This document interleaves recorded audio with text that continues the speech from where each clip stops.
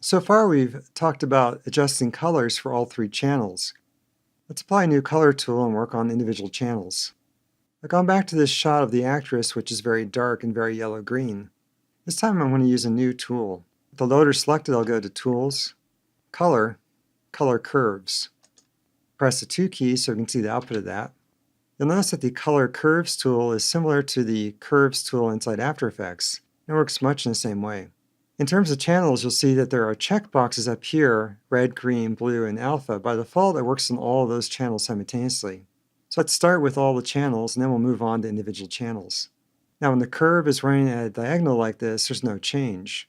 The left side of this chart represents the dark areas, with 0 being at the bottom left. The right side represents the bright areas, the top right representing 1, and the center is the midtones. You can click on this curve to insert a point, and then click drag it. Now, once you get used to using a tool like this, you recognize certain shapes that the curve makes to get very specific results. For example, if I click drag this new point upwards, it brightens the midtones. The midtones, which were default, are pushed upwards. You'll notice that the point includes tangent handles, which you can also alter. So I push the midtones up, so the midtone values become brighter, and it's easier to see the actress. The opposite of this is to pull that point down and darken the midtones. The leftmost and rightmost point also have tangent handles.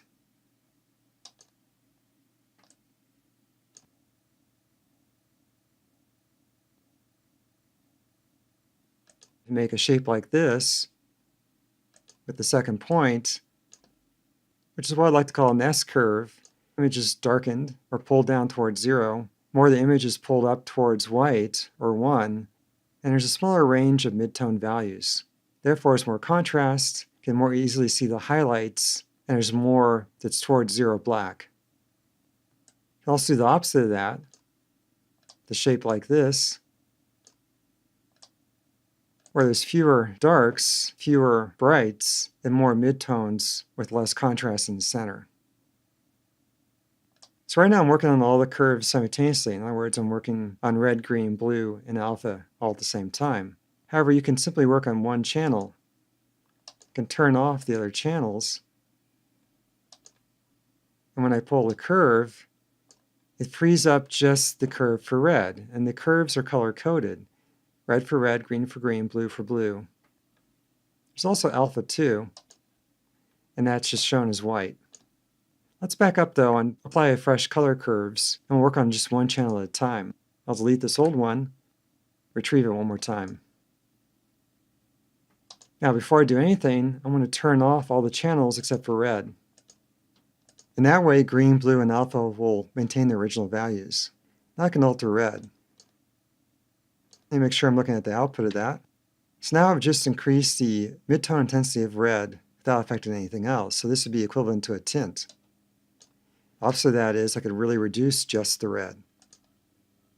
So this gives you interactive control over saturation. Again, saturation is the contrast between channels. So in this situation, there's more green and blue and very little red left. Now there's also alpha. Let's take a look at the alpha channel. Now the alpha in this case is solid because it's an image sequence. I can alter this also. Now because the alpha is pegged at 100% white, I'd have to move the top rightmost point. So a point in the center doesn't really matter, but the point at the top right does, because that represents what is the value of 1 and what that value of 1 will become after the tool is applied. So it's taking the highest value and changing it. So what used to be 1 is now pulled down to around 0.2 or so. And that represents semi-transparency. Let's go back to the color view. So in fact, you do see through that image because it has a semi-transparent alpha channel. So now that she's green and semi-transparent, she kind of looks like a ghost.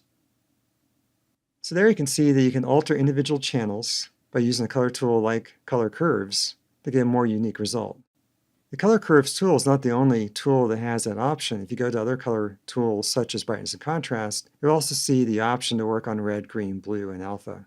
So keep your eyes open for that. It's a very useful ability.